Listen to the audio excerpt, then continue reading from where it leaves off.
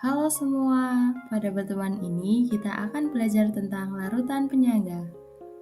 Namun, sebelum kita mempelajari materi larutan penyangga, mari kita simak peristiwa berikut ini.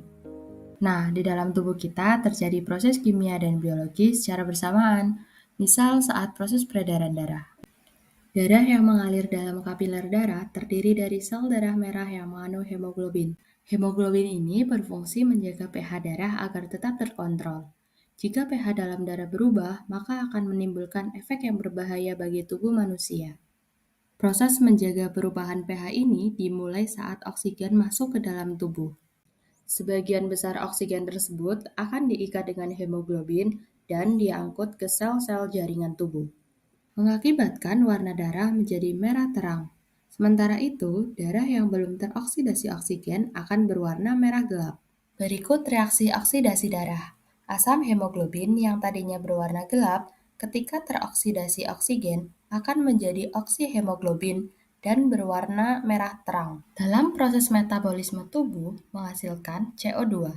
CO2 ini akan bergabung dengan H2O pembentuk H2CO3 atau asam karbonat dalam darah.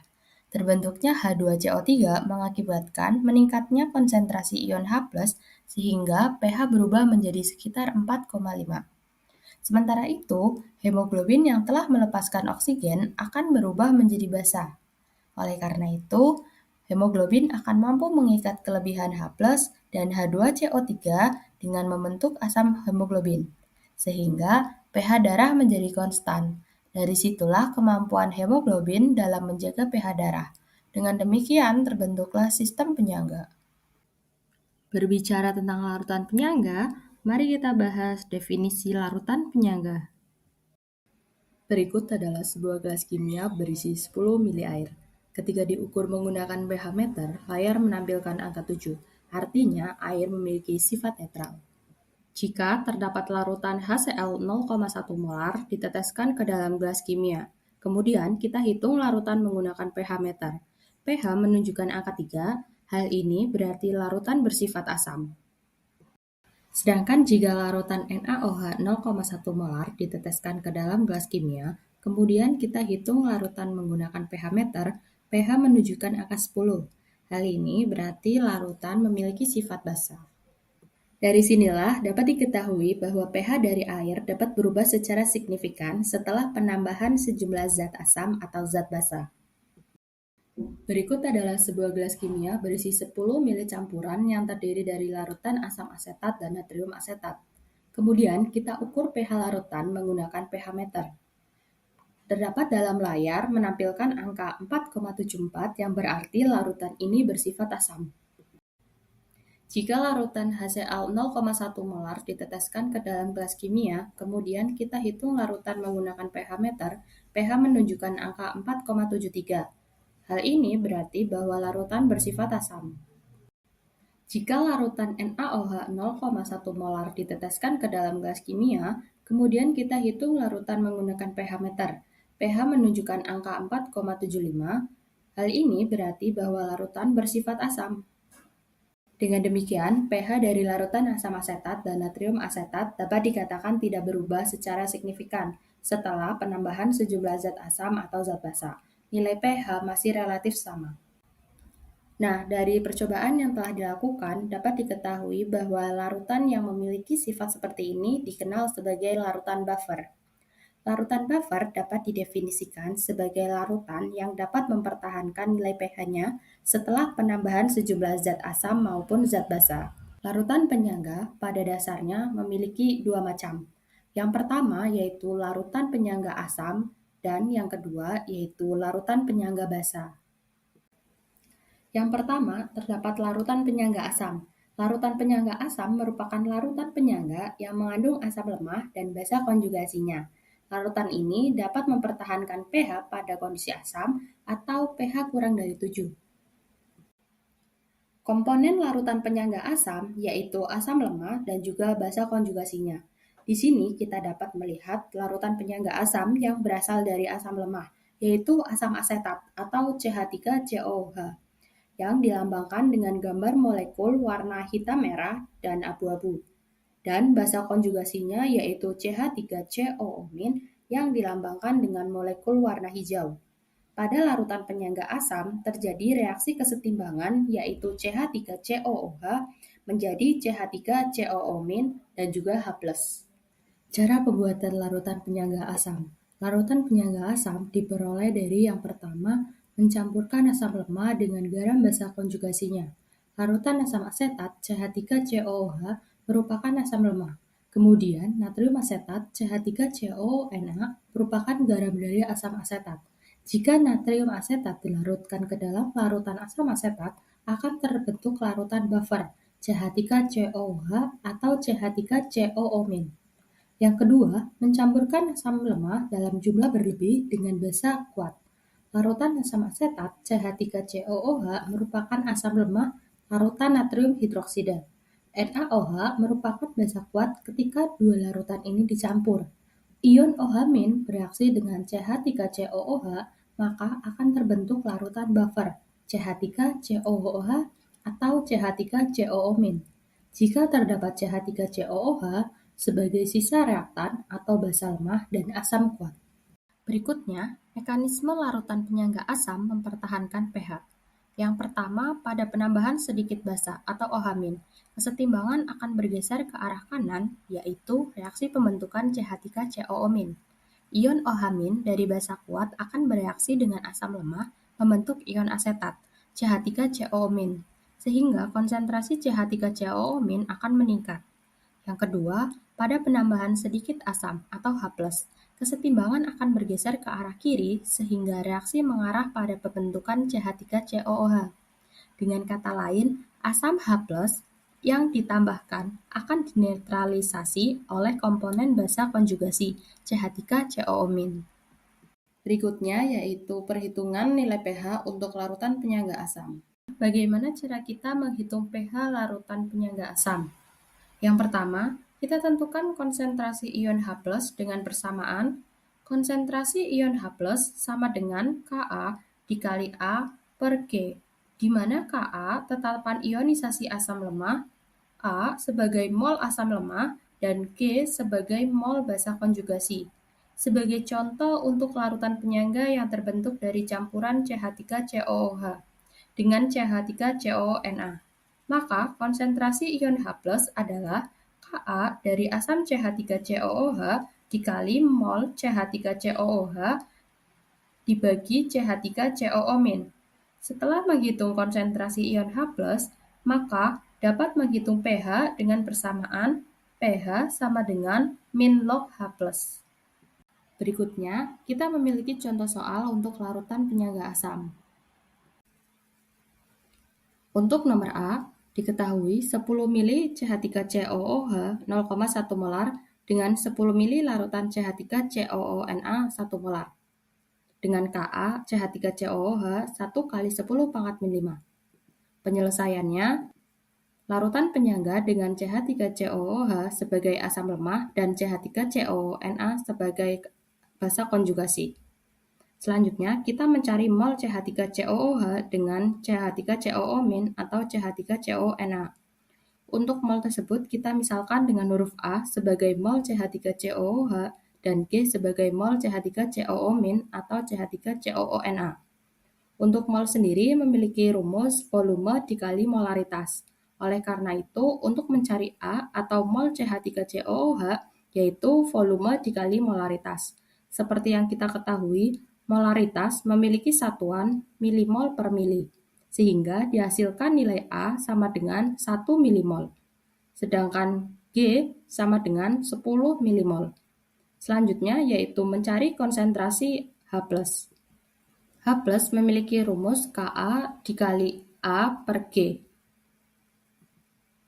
Kita memasukkan nilai Ka, A, dan G yang telah diketahui setelah dihitung. Dihasilkan konsentrasi H+ sama dengan 10 pangkat min 6.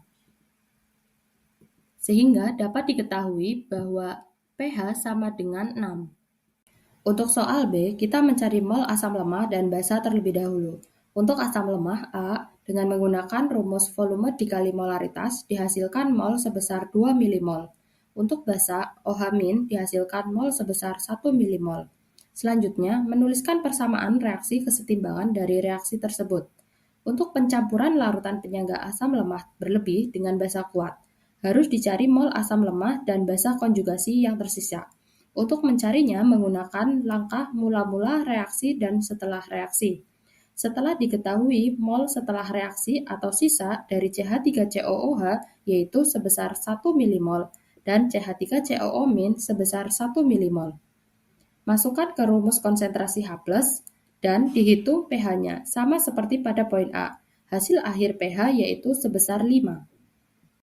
Kedua, yaitu larutan penyangga basa. Larutan penyangga basa yaitu terdiri dari basa lemah dan asam konjugasi. Larutan ini dapat mempertahankan pH pada kondisi basa atau pH lebih dari 7. Komponen larutan penyangga basa, yaitu basa lemah dan juga asam konjugasinya. Di sini kita akan memberikan contoh dengan reaksi NH3 dengan air dan menghasilkan NH4+ dan juga OH-.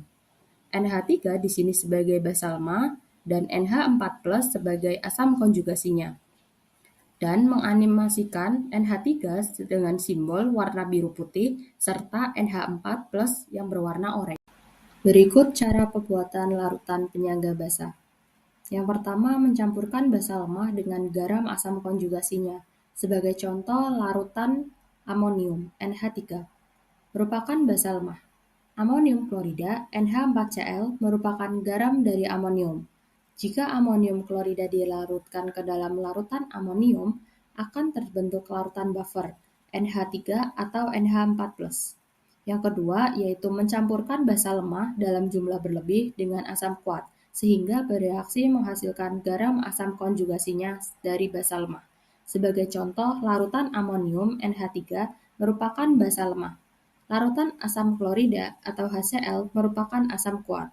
Ketika dua larutan ini dicampur, ion H+ bereaksi dengan NH3, maka akan terbentuk larutan buffer NH3 atau NH4+, jika terdapat NH3 sebagai sisa reaktan. Selanjutnya yaitu mekanisme larutan penyangga basa mempertahankan pH. Yang pertama, penambahan basa OH-, kesetimbangan akan bergeser ke arah kiri, sehingga reaksi mengarah pada pembentukan NH3 dan air. Dengan kata lain, basa yang ditambahkan akan dinetralisasi oleh komponen asam konjugasi atau NH4+. Pada penambahan H+ atau asam, kesetimbangan akan bergeser ke arah kanan, sehingga mengarah pada pembentukan NH4+. Ion H+ dari asam kuat akan bereaksi dengan basa lemah membentuk ion NH4+, sehingga konsentrasi NH4+ akan meningkat. Selanjutnya yaitu perhitungan nilai pH pada larutan penyangga basa. Berikutnya, bagaimana cara kita menghitung pH larutan penyangga basa? Pertama, kita tentukan konsentrasi ion OH- dengan bersamaan. Konsentrasi ion OH- sama dengan Kb dikali A per G, di mana Kb tetapan ionisasi basa lemah, A mol basa lemah, dan G mol asam konjugasi. Sebagai contoh, untuk larutan penyangga yang terbentuk dari campuran NH3 dengan NH4Cl, maka konsentrasi ion OH- adalah Kb dari basa lemah NH3 dikali mol NH3 dibagi mol NH4+. Setelah menghitung konsentrasi ion OH-, maka dapat menghitung pOH dengan persamaan pOH sama dengan min log OH-, sehingga pH sama dengan 14 min pOH. Contoh soal larutan penyangga basa. Tentukan pH larutan penyangga yang dibuat dengan mencampurkan 40 ml NH3 0,1 molar dengan 4 ml larutan NH4Cl 0,1 molar. Kb NH3 1 kali 10 pangkat min 5. Penyelesaiannya, larutan penyangga dengan NH3 sebagai basa lemah dan NH4Cl sebagai asam konjugasi. Selanjutnya, kita mencari mol NH3 dengan NH4+ dan NH4Cl. Untuk mol tersebut, kita misalkan dengan huruf B sebagai mol NH3 dan G sebagai mol NH4+ atau NH4Cl. Setelah dihitung, dihasilkan B sama dengan 4 milimol dan G 0,4 milimol. Selanjutnya yaitu mencari konsentrasi OH-. OH- memiliki rumus Kb dikali B per G. Kita memasukkan nilai Kb, B, dan G yang telah diketahui. Setelah dihitung, dihasilkan konsentrasi OH- sebesar 10⁻⁴. Kemudian menghitung nilai pOH. Nilai pOH dengan rumus min log OH-, sehingga dihasilkan nilai pOH sebesar 4. Yang terakhir, untuk mencari pH, yaitu 14 min pOH, sehingga pH dapat diketahui sebesar 10. Yang terakhir yaitu fungsi larutan penyangga. Yang pertama, dalam tubuh makhluk hidup. Berfungsi sebagai penyeimbang pH tubuh, larutan penyangga terdapat pada cairan intrasel dan cairan ekstrasel. Contoh larutan penyangga dalam tubuh makhluk hidup yaitu darah untuk intrasel dan air liur untuk ekstrasel. Yang kedua yaitu menjaga keseimbangan pH tanaman. Setiap tanaman memiliki pH tertentu agar dapat tumbuh dengan baik. Oleh karena itu dibutuhkan larutan penyangga agar pH dapat dijaga. Yang ketiga, larutan penyangga pada obat-obatan. Dalam industri farmasi, larutan penyangga berperan dalam pembuatan obat-obatan, agar zat aktif obat tersebut mempunyai pH tertentu. Keempat, yaitu dalam mikrobiologi industri. Dalam mikrobiologi industri digunakan sebagai pengatur pH medium pertumbuhan mikroorganisme. Yang kelima, biologi. Dalam bidang biologi digunakan untuk mengoptimalkan kerja enzim. Yang keenam, yaitu analisis kimia. Digunakan untuk analisis kualitatif dan kuantitatif pemisahan senyawa dan unsur, serta reaksi kimia dengan pH terkontrol.